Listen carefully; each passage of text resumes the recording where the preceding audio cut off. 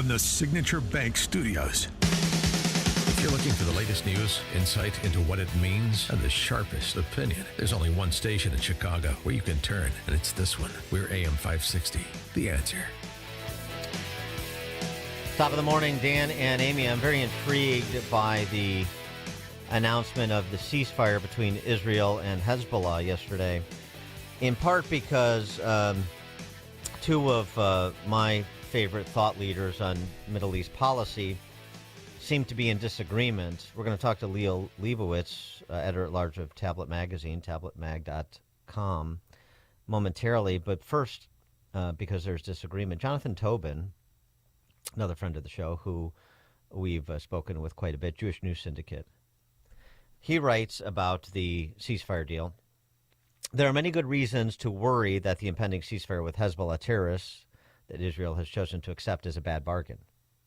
A lot can go wrong, no assurances that the quieter promises will last. And yet, the deal that Netanyahu has agreed to is probably the best Israel can get under the circumstances. Even the critics of the decision must acknowledge that the Jewish state has not come away from the negotiations empty-handed, has achieved, in fact, some real gains. After a year of suffering incessant attacks on its northern communities that began on October 8th, Israel has finally forced Hezbollah and Iran to retreat from their determination to keep firing as long as Hamas is fighting in Gaza. This isolation of Hamas is a victory for the Jewish state. That's one. Two, so too, writes Tobin, is the fact that the last 2 months of Israeli attacks on Hezbollah have significantly degraded their capacity to inflict harm on the region. That's a defeat for Iran, which had hoped that the seven-front war in Israel it had incited could go on indefinitely. Instead, they are the ones who have been diminished by military setbacks and vast losses inflicted on a group whose main purpose is to serve as a deterrent to attacks on Iran. There's no question that Bibi decapitated the leadership of Hezbollah. And third, writes Tobin, equally important, this is a moment to consider that the setbacks dealt Hezbollah and Iran, coupled with the destruction of Hamas's military capabilities, were only made possible by the determination and the ability of one man to stand up to U.S. pressure to abandon the fight for Israel's security many months ago.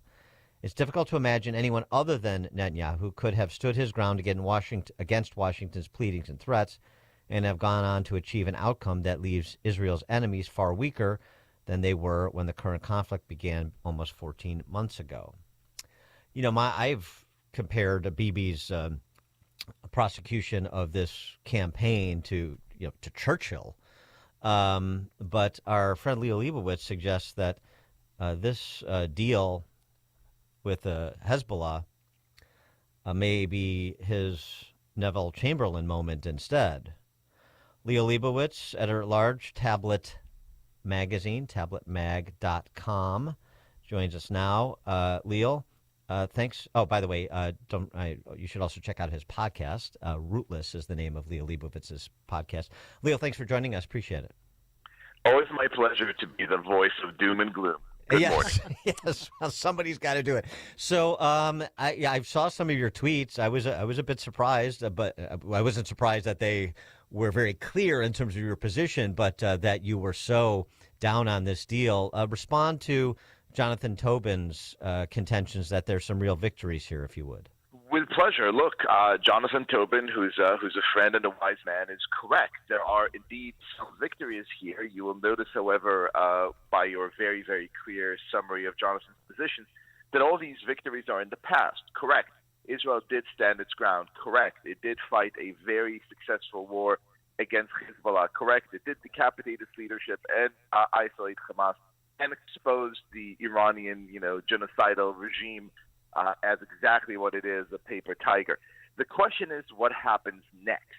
And what happens next, courtesy of this disastrous deal, is simple. First of all, an infusion of a minimum of another $400 million of taxpayers' money to basically Hezbollah, which, if you consider the fact that we already gave them about $800 million, is a $1 billion investment and more in one of the world's most fierce terrorist organizations to give them the opportunity to rebuild.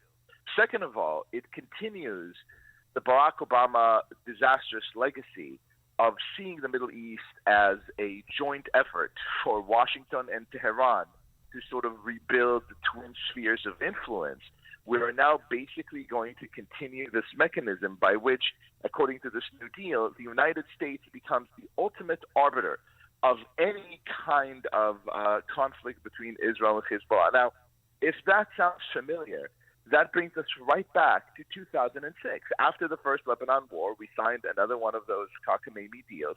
And under that silly deal, the idea was, well, guys, every time there's a conflict, the international community and the United States and all these good, well-meaning partners will step right in and help.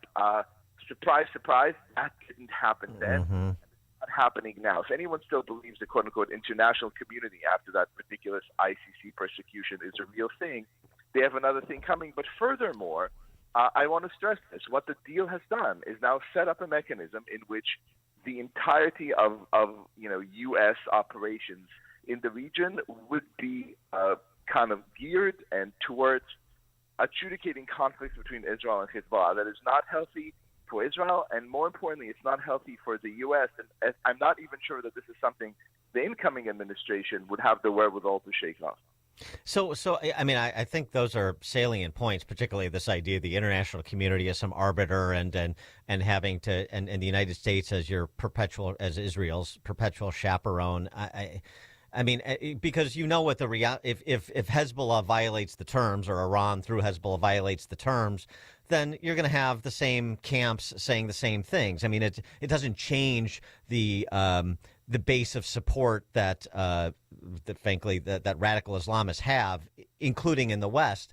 So I definitely take what you're saying. But so what would you have advised Bibi to do? I mean, because he doesn't want to be seen, obviously, as somebody who is not willing to negotiate a peace deal either. Look, I think Bibi's path, and this is why I'm so flustered by what he did. Bibi literally got the football to the 1-yard line and then decided to stop, look at the referee, and say, okay, well, let's negotiate what happens next. Mm-hmm. I would have advocated, going towards the end zone. Bibi is about 7.5 weeks away from an incoming administration that is imminently more friendly and more sane and more kind of clear-minded about these things. Israel, to be clear, is facing immense pressure from the Biden administration. The Biden administration has been slow-walking not just weapons and munitions that Israel needs desperately, but also things like, bulldozers and other kind of equipment that Israel also sort of, very direly needs. But I think there's, and look, I don't know the extent of the pressure, nor do I know what kind of UN disaster the Biden administration has been threatening Israel with. Very likely some kind of sanctions come December. All that is not information any of us are privy to. However, I'm thinking if Israel's already doing quite well in the war and already has an incoming administration that is really just around the corner, say, okay, you know what, look, we achieved all these great goals that Jonathan Tobin correctly said we achieved. We're announcing right now the unilateral end of operations. We're withdrawing, and we look forward to negotiating a peace deal with the next administration coming in January 20th. That, to me, would have been a much kind of saner deal that doesn't give the permanent Obama machine a victory for no real reason. Well, Biden machine. I mean, so you think that this was done before to give a victory to President Biden before he left office? Well, whether or not that was the plan, that is certainly the outcome. And again, I chose my words carefully. President Biden may be the current executor of this agenda, but this is precisely the plan that Barack Obama set in office and continued to sort of implement throughout his pressure on the Biden or influence on the Biden administration would have been the same had we had, God forbid, a Harris administration. This is basically Bibi buying these terms and conditions of negotiation, buying the idea that rather than Israel having the right to defend itself unilaterally whenever it is attacked like every other sovereign nation, it is now basically a client state of the kind of American Ottoman Empire, as my friend Tony Badran called it, and that is bad. It's bad for Israel, but again, moreover, it's bad for America. Why are we investing money and time, setting up huge bureaucracies, adjudicating conflicts in Lebanon? It makes no sense unless you want to prop up Iran, as Obama does. Well, I mean, so when you're talking about Trump and his national security team coming in, Rubio and company, what would you like to see from them in this region other than doing things domestically that have geopolitical impacts like energy production in America that defunds Iran and Russia by extension? Well, first of all, those are incredibly, incredibly important. Immigration, of course, is another big one. But I would like to see a return to a more sane American foreign policy in which any kind of ideas of quote-unquote nation building are abandoned. And instead, we look kind of clearly at our allies and say, look, it is within our interest to help you do whatever you can to meet your challenges, which are also our challenges. And therefore, we wish to not be involved. We wish to spend no American dollars and obviously lose no American lives in these conflicts, but we wish to stand by you as you do whatever it takes to mitigate these risks and crush these enemies. But as we know, the kind of infinite, intricate mechanism of American bureaucracy is a very large, real thing. And I'm very, very worried that an administration coming in about 2 months is going to say, look, man, they signed a deal. They solved it. It's no longer a problem. We have some general running the show, adjudicating this process, whatever. We're not going to touch it right now.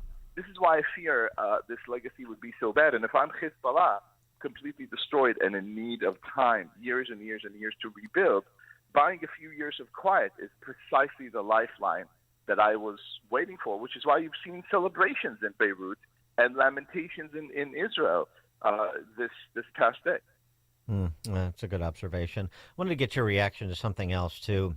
Council on American Islamic Relations, CARE, in their operation in this country, particularly to platform some of the anti-Semitism we've seen on college campuses. There's a defamation suit filed by a former employee of CARE that was a response to a lawsuit that CARE filed against her, accusing her of defamation by implying that CARE is funded by foreign governments and terrorist organizations.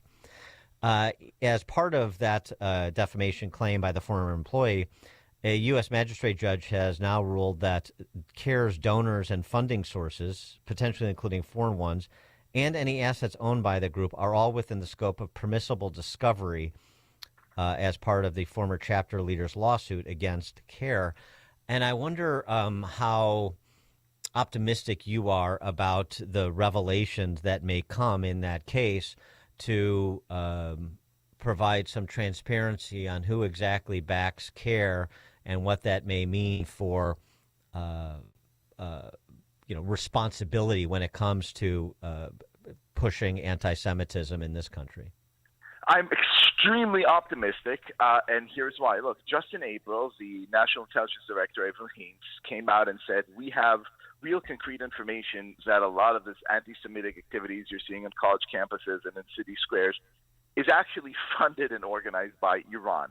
Like in a normal sovereign nation, if the National Intelligence Director comes out and says, we have information that one of our number one global foes is funding terrorism against our citizens, people would actually spring to action. They would start investigating how that money flowed, through which organizations. They would start defunding and deporting people. They would make arrests. They would actually show that national security is something that they take seriously. The previous administration, the outgoing administration, clearly does not believe that. I think the Trump administration absolutely does. And lawsuits like the one you mentioned, like the CARE lawsuit, I think is something that we're going to see more and more and more of. We're going to see a lot of these shadowy organizations that have been evading justice for years. Look, we've had a kind of a real seminal case in the United States. David Boehm, a 16-year-old, was one of the first Americans murdered by Hamas. This is, decades ago. His parents successfully sued a bunch of non-government organizations, proving in court that they were indeed aiding and abetting and funding, Hamas and other terrorist organizations. They were awarded hundreds of millions of dollars in a judgment. And then the same organizations disbanded the same day and rebanded under slightly different acronyms and names of the same exact people holding the same exact positions. There's now another lawsuit to bring them to justice. But surprise, surprise, these are all the people behind all the mayhem you're seeing on campuses, and CARE is part of that, unruly coalition too. I think that party is really going to end come January 20th. Liel Leibovitz, editor-at-large for Tablet, tabletmag.com, also host of the new podcast, Rootless. Liel, thanks as always for joining us. Appreciate it. My pleasure. Thank you. And he joined us on our turnkey.pro answer line. The more you listen, the more you'll know. This is Chicago's Morning Answer. Morning Answer on AM 560. The Answer. If you're self-employed and purchase your own health insurance, I have some great news.